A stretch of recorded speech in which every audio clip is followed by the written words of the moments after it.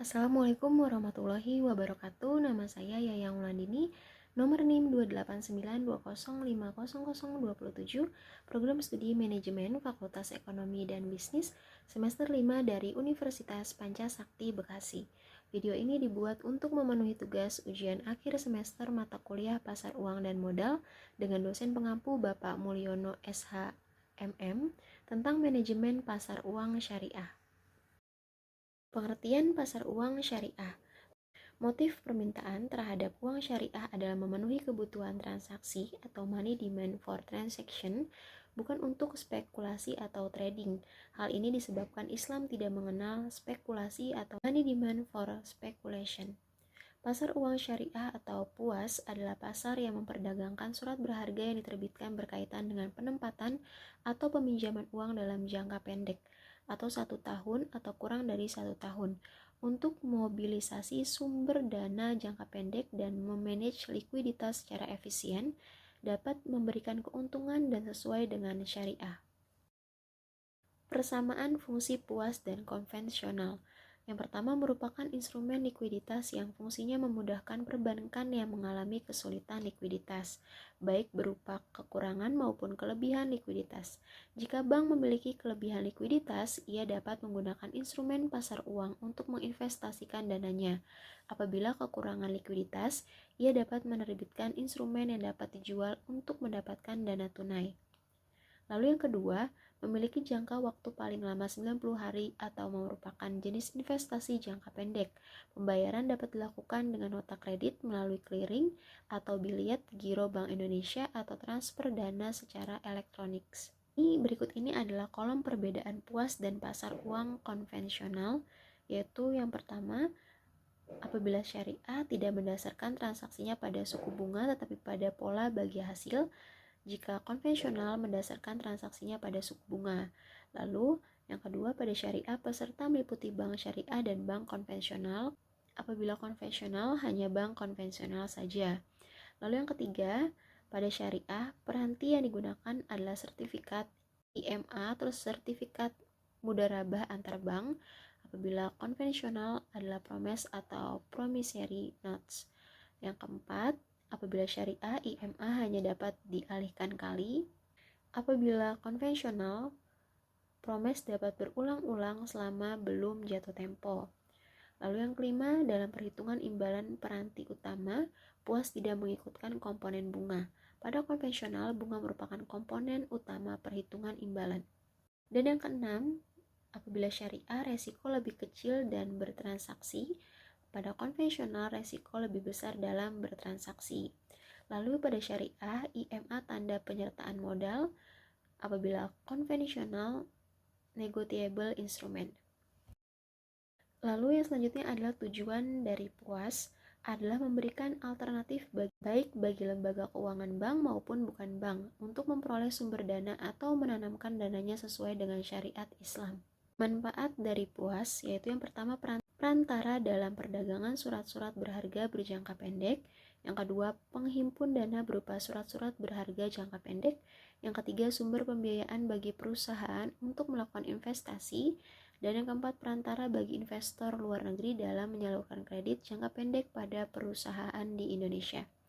Pasar uang juga merupakan sarana pengendali moneter atau secara tidak langsung oleh otoritas moneter dalam melaksanakan operasi terbuka, karena di Indonesia pelaksanaan operasi pasar terbuka oleh Bank Sentral yaitu Bank Indonesia dilakukan melalui pasar uang dengan sertifikat Bank Indonesia atau SBI dan surat berharga pasar uang atau SBPU sebagai instrumennya.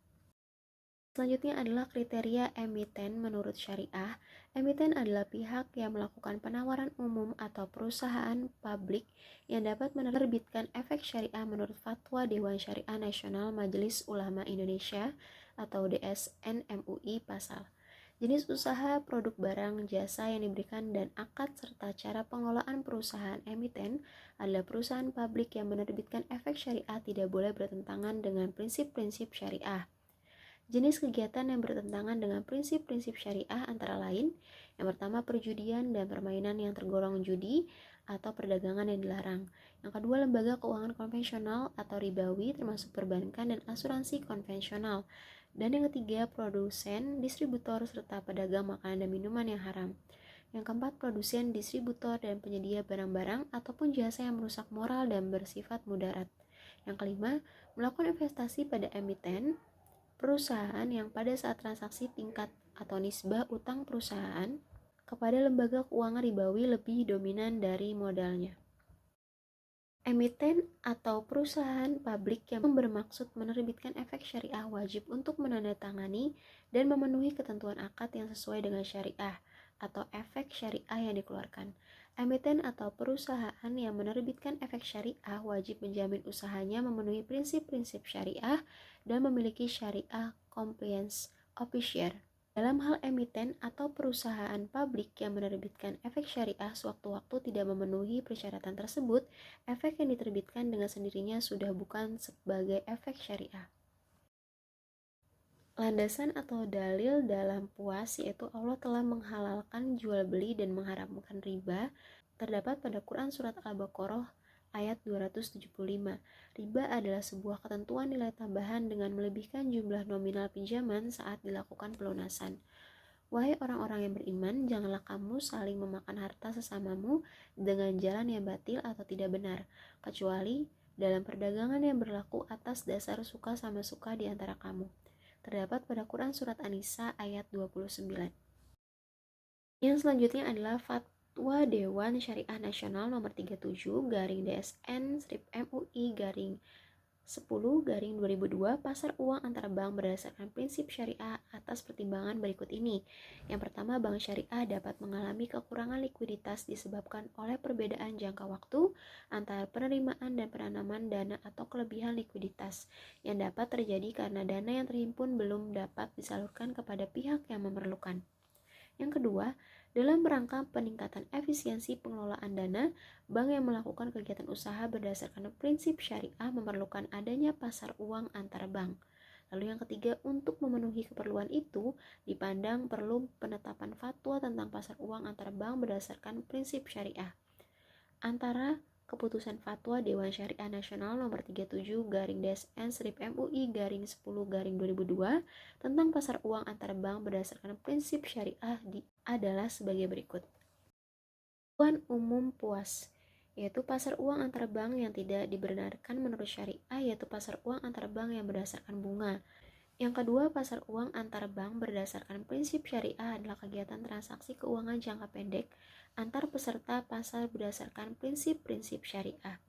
Lalu yang ketiga, peserta pasar uang sebagaimana tersebut dalam butir 3 adalah A. Bank syariah sebagai pemilik atau penerima dana, dan B. Bank konvensional hanya sebagai pemilik dana. Pada ketentuan khusus puas, yaitu akad yang dapat digunakan dalam pasar uang antar bank berdasarkan prinsip syariah adalah mudarabah atau mukodarah atau kirat, musyarakah, qard, wadiah, asyaraf. Kedua, pemindahan kepemilikan instrumen pasar uang sebagaimana tersebut dalam butir 1 menggunakan akad-akad syariah yang digunakan dan hanya boleh dipindah tangankan sekali. Selanjutnya adalah macam-macam akad dalam puas. Yang pertama ada mudorabah, yaitu akad kerjasama suatu usaha antara dua pihak yang pihak pertama atau malik sohib al-mal menyediakan seluruh modal, sedangkan pihak kedua amil atau mudorib atau nasabah bertingkat selaku pengelola dan keuntungan usaha dibagi di antara mereka sesuai dengan kesepakatan yang dituangkan dalam kontrak. Yang kedua ada musyarakah, yaitu akad kerjasama antara dua pihak atau lebih untuk usaha tertentu yang masing-masing pihak memberikan kontribusi dana atau modal dengan ketentuan bahwa keuntungan dan resiko akan ditanggung bersama sesuai kesepakatan. Yang ketiga ada al-qard, yaitu akad pembiayaan kepada nasabah tertentu dengan ketentuan bahwa nasabah wajib mengembalikan dana yang diterimanya kepada lembaga keuangan syariah pada waktu yang telah disepakati oleh lembaga keuangan syariah dan nasabah. Dan yang keempat ada wadiah, titipan uang, barang, dan surat-surat berharga, yaitu akad seseorang pada yang lain dengan menitipkan suatu benda untuk dijaga secara layak sebagaimana halnya kebiasaan. Selanjutnya adalah hal-hal yang dilarang dalam puas. Yang pertama, manipulasi atau tadlis. Manipulasi merupakan tindakan menyembunyikan Kecacatan objek akad dilakukan oleh penjual untuk mengelabui pembeli seolah-olah objek itu tidak cacat. Praktis tadlis dapat dilakukan dengan dua cara, yaitu yang pertama menyembunyikan cacat barang, yang kedua menghiasi dan memperindahnya dengan sesuatu yang menyebabkan harganya bertambah. Tadlis di pasar modal biasanya berkaitan dengan transparansi informasi dan emiten beresiko tinggi. DSN MUI mengklarifikasi tindakan yang termasuk dalam tadlis di pasar modal, yaitu sebagai berikut ini. Yang pertama ada front running, yaitu tindakan anggota bursa efek yang melakukan transaksi lebih dahulu atas suatu efek tertentu atas dasar adanya informasi bahwa nasabahnya akan melakukan transaksi dalam volume besar atas efek yang diperkirakan mempengaruhi harga pasar. Tujuannya untuk meraih keuntungan atau mengurangi kerugian. Yang kedua ada misleading information atau informasi menyesatkan, yaitu membuat pernyataan atau memberikan keterangan yang secara material tidak benar dan menyesatkan sehingga mempengaruhi harga efek di bursa efek. Yang selanjutnya ada taghir, merupakan upaya mempengaruhi orang lain baik dengan ucapan maupun tindakan yang mengandung kebohongan agar orang lain terdorong untuk melakukan transaksi. Taghir dikaitkan dengan perilaku spekulasi yang tidak wajar. Hukum Islam menolak kontrak yang mengandung elemen spekulasi yang signifikan karena tidak adanya pertukaran harta yang sepadan. Lalu yang selanjutnya ada perusahaan asuransi, yaitu suatu perusahaan yang memberikan jaminan atau pertanggungan kepada nasabah yang mengalami suatu kerugian sesuai dengan surat perjanjian atau polis apabila terjadi suatu kejadian yang menyebabkan suatu kerugian, contohnya kebakaran, kecelakaan, meninggal dunia, dan sebagainya. Uang pertanggungan yang dibayarkan oleh nasabah dinamakan premi. Lalu yang selanjutnya ada najas, yaitu tindakan menawar barang dengan harga lebih tinggi oleh pihak yang tidak bermaksud membeli untuk menimbulkan kesan bahwa banyak pihak yang berminat membelinya. Dan yang selanjutnya adalah penimbunan atau ihtikar. Penimbunan yaitu membeli suatu barang yang sangat diperlukan masyarakat pada saat harga mahal dan menimbunnya untuk dijual kembali pada saat harga mahal. Yang selanjutnya adalah GIS, merupakan salah satu bentuk tadlis. Tindakan yang termasuk GIS dalam pasar modal itu sebagai berikut. Yang pertama ada marking at the closet atau pembentukan harga penutupan, yaitu penetapan order jual beli yang dilakukan pada akhir hari perdagangan untuk harga penutupan sesuai dengan yang diinginkan, baik meningkat, menurun maupun tetap dibandingkan dengan harga penutupan sebelumnya. Yang keenam ada go fahis, adalah ketidakseimbangan antara dua barang atau objek yang dipertukarkan dalam suatu akad, baik kualitas maupun kuantitasnya. DSN MUI mengklarifikasi kegiatan yang dikategorikan gap fahis adalah insider trading atau perdagangan orang dalam, yaitu kegiatan ilegal di lingkungan pasar finansial untuk mencari keuntungan dengan cara memanfaatkan informasi internal, misalnya rencana atau keputusan perusahaan yang belum dipublikasikan. Yang ketujuh ada bai al-madun, yaitu jual kosong, adalah jual beli yang objeknya tidak ada pada saat akad atau jual beli atas barang yang tidak dimiliki penjual. Termasuk dalam bai al-madun dalam pasar modal adalah short selling, yaitu cara yang digunakan dalam penjualan saham yang belum dimiliki dengan harga tinggi dengan harapan membeli kembali pada saat harga turun. Praktik ini dianggap tidak sah karena merupakan perdagangan tanpa kepemilikan yang sah. Yang selanjutnya adalah riba. Riba adalah tambahan yang diberikan atas pokok utang dengan imbalan penangguhan pembayaran secara mutlak.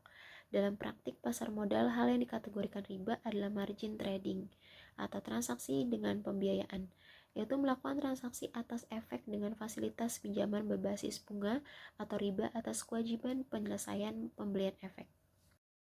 Yang selanjutnya adalah mekanisme pasar uang hanya dapat berfungsi dengan baik apabila memenuhi beberapa syarat berikut ini. Yang pertama, cukup banyak instrumen sebagai pengganti uang yang dapat diperdagangkan. Uang yang diperdagangkan harus mempunyai bentuk atau instrumen tertentu, antara lain sertifikat Bank Indonesia atau SBI, surat berharga pasar uang atau BPU, sertifikat deposito, dan call money. Yang kedua ada lembaga keuangan yang bersedia menjadi pencipta pasar atau market maker. Lembaga inilah yang akan menyimpan instrumen pasar uang dan akan menjualnya pada unit yang mempunyai kelebihan dana jangka pendek atau membelinya dari unit yang kekurangan dana jangka pendek. Di Indonesia fungsi ini dijalankan oleh Vicor Invest yang sering disebut security house. Yang ketiga, prasarana komunikasi yang memadai. Dan yang keempat, informasi keuangan yang dapat dipercaya, yaitu data keuangan perusahaan yang mengeluarkan SBPU agar setiap peminat dapat membuat penelitian mengenai keadaan perusahaan. Dan yang selanjutnya adalah mekanisme puas. Money dapat diperdagangkan secara langsung antar bank dan biasanya dilakukan melalui telepon.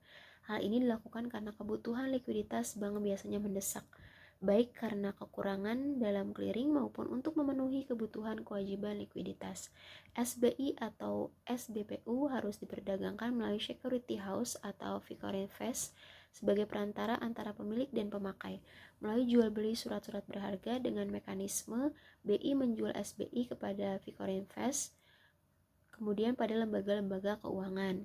Mekanisme untuk SBPU, nasabah baik badan usaha maupun perseorangan mengeluarkan surat aksep atau wesel untuk mendapatkan dana dari bank atau lembaga keuangan non-bank. Kemudian, surat-surat berharga ini diperjualbelikan oleh bank atau lembaga keuangan non-bank melalui security house yang akan memperjualbelikan dengan BI atau Bank Indonesia. Baik, cukup sekian materi dari video ini yang dapat saya sampaikan. Kurang lebihnya mohon maaf. Terima kasih. Assalamualaikum warahmatullahi wabarakatuh.